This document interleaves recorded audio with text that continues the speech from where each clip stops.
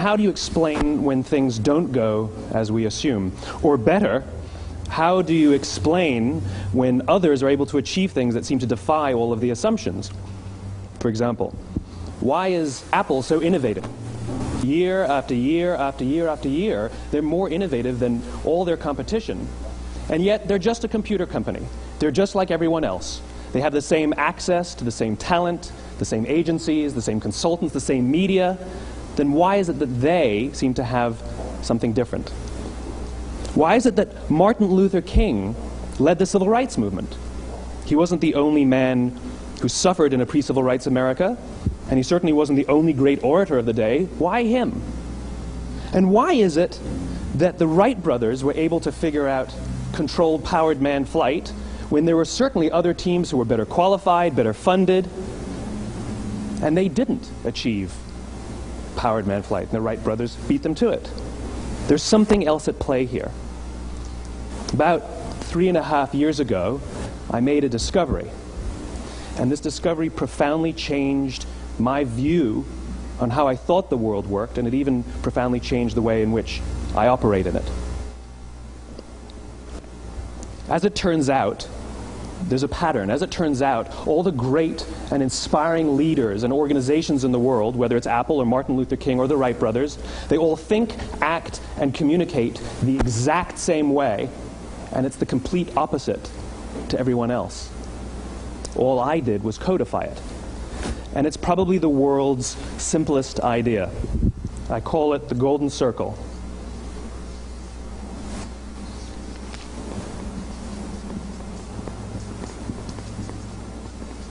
Why, how, what? This little idea explains why some organizations and some leaders are able to inspire where others aren't. Let me define the terms really quickly. Every single person, every single organization on the planet knows what they do, 100%. Some know how they do it, whether you call it your differentiating value proposition or your proprietary process or your USP. But very, very few people or organizations know why they do what they do. And by why, I don't mean to make a profit. That's a result. It's always a result. By why, I mean what's your purpose? What's your cause? What's your belief? Why does your organization exist? Why do you get out of bed in the morning? And why should anyone care? Well, as a result, the way we think, the way we act, the way we communicate is from the outside in. It's obvious. We go from the clearest thing to the fuzziest thing. But the inspired leaders and the inspired organizations, regardless of their size, regardless of their industry, all think, act, and communicate from the inside out. Let me give you an example. I use Apple because they're easy to understand and everybody gets it. If Apple were like everyone else, a marketing message from them might sound like this. We make great computers. They're beautifully designed, simple to use, and user-friendly. Want to buy one? Meh. And that's how most of us communicate. That's how most marketing is done, that's how most sales is done, and that's how most of us communicate interpersonally. We say what we do, we say how we're different or how we're better, and we expect some sort of behavior, a purchase, a vote, something like that. Here's our new law firm. We have the best lawyers with the biggest clients. We have, we always perform for our clients, do business with us. Here's our new car. It gets great gas mileage. It has, leather seats. Buy our car. But it's uninspiring. Here's how Apple actually communicates. Everything we do, we believe in challenging the status quo. We believe in thinking differently. The way we challenge the status quo is by making our products beautifully designed, simple to use, and user-friendly. We just happen to make great computers. Want to buy one? Totally different, right? You're ready to buy a computer from me. All I did was reverse the order of the information. What it proves to us is that people don't buy what you do, people buy why you do it. People don't buy what you do, they buy why you do it. This explains why every single person in this room is perfectly comfortable buying a computer from Apple. But we're also perfectly comfortable buying an MP3 player from Apple, or a phone from Apple, or a DVR from Apple. But as I said before, Apple's just a computer company. There's nothing that distinguishes them structurally from any of their competitors. Their competitors are all equally qualified to make all of these products.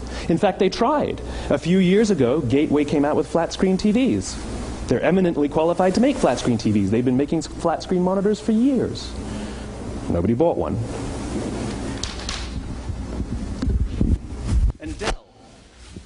Dell came out with MP3 players and PDAs. And they make great quality products, and they can make perfectly well-designed products, and nobody bought one. In fact, talking about it now, we can't even imagine buying an MP3 player from Dell. Why would you buy an MP3 player from a computer company? But we do it every day. People don't buy what you do, they buy why you do it. The goal is not to do business with everybody who needs what you have. The goal is to do business with people who believe what you believe. Here's the best part. None of what I'm telling you is my opinion. It's all grounded in the tenets of biology, not psychology, biology. If you look at a cross-section of the human brain, looking from the top down, what you see is the human brain is actually broken into three major components that correlate perfectly with the golden circle. Our newest brain, our Homo sapien brain, our neocortex, corresponds with the what level. The neocortex is responsible for all of our rational and analytical thought and language. The middle two sections make up our limbic brains, and our limbic brains are responsible for all of our feelings, like trust and loyalty. It's also responsible for all human behavior, all decision-making, and it has no capacity for language. In other words, when we communicate from the outside in, yes, people can understand vast amounts of complicated information like features and benefits and facts and figures. It just doesn't drive behavior. When we communicate from the inside out, we're talking directly to the part of the brain that controls behavior, and then we allow people to rationalize it with the tangible things we say and do. This is where gut decisions come from. You know, sometimes you can give somebody all the facts and your figures and they say, I know what all the facts and details say, but it just doesn't feel right. Why would we use that verb? It doesn't feel right. Because the part of the brain that controls decision-making doesn't control language. And the best we can muster up is, I don't know, it just doesn't feel right. Or sometimes you say you're leading with your heart or you're leading with your soul. Well, I hate to break it to you, those aren't other body parts controlling your behavior. It's all happening here in your limbic brain, the part of the brain that controls decision-making and not language. But if you don't know why you do what you do, and people respond to why you do what you do, then how will you ever get people to vote for you or buy something from you, or more importantly, be loyal and want to be a part of what it is that you do? Again, the goal is not just to sell people who need what you have. The goal is to sell to people who believe what you believe. The goal is not just to hire people who need a job. It's to hire people who believe what you believe.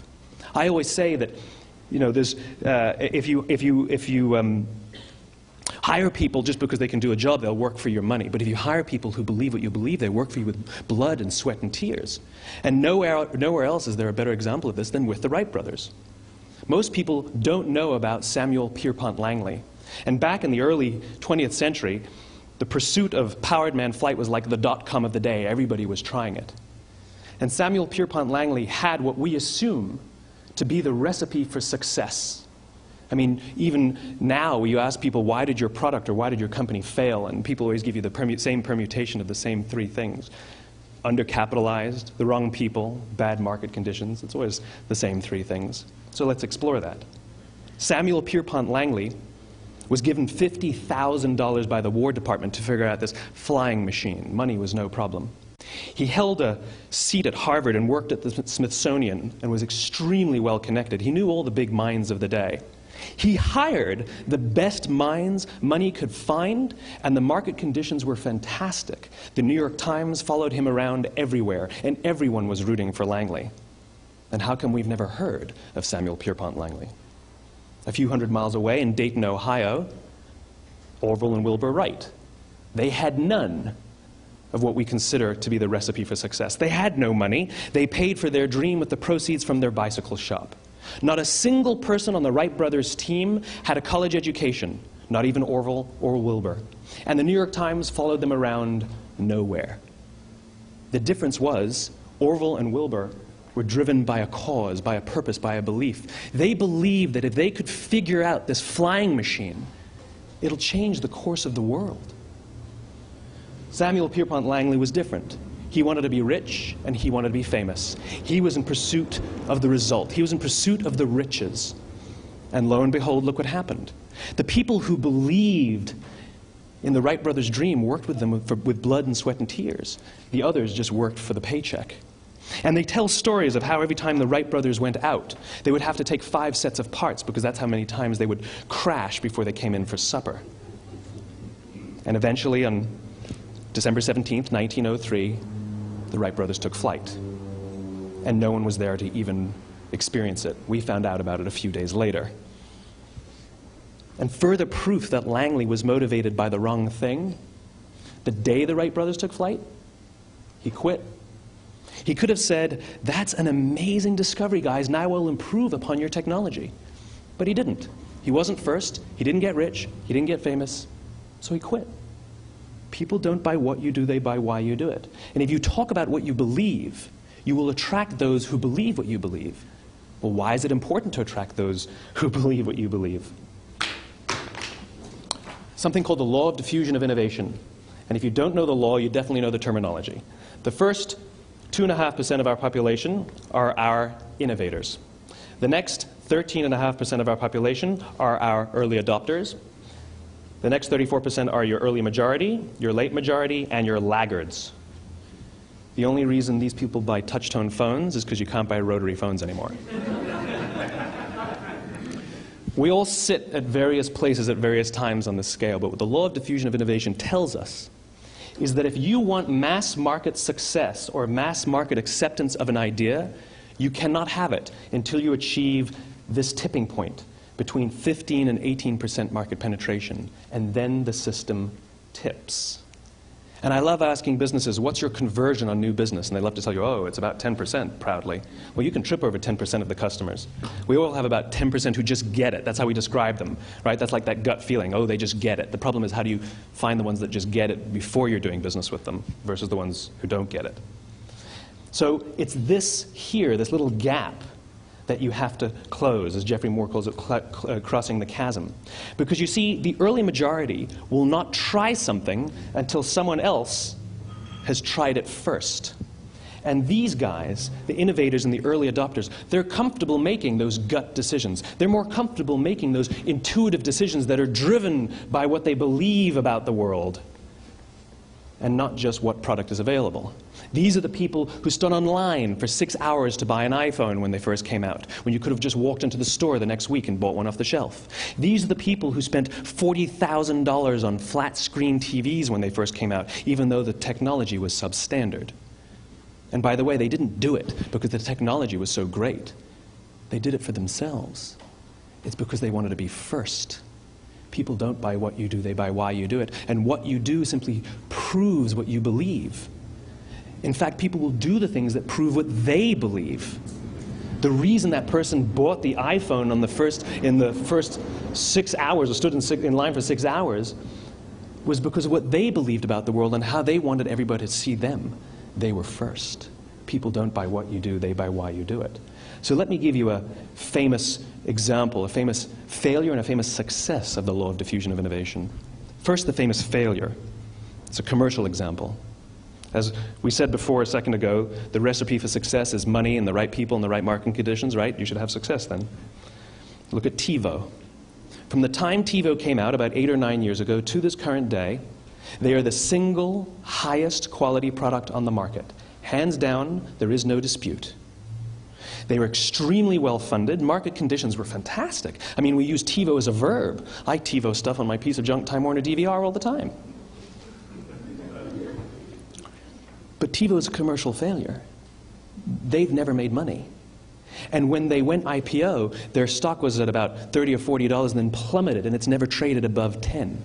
In fact, I don't think it's even traded above 6, except for a couple of little spikes. Because you see, when TiVo launched their product, they told us all what they had.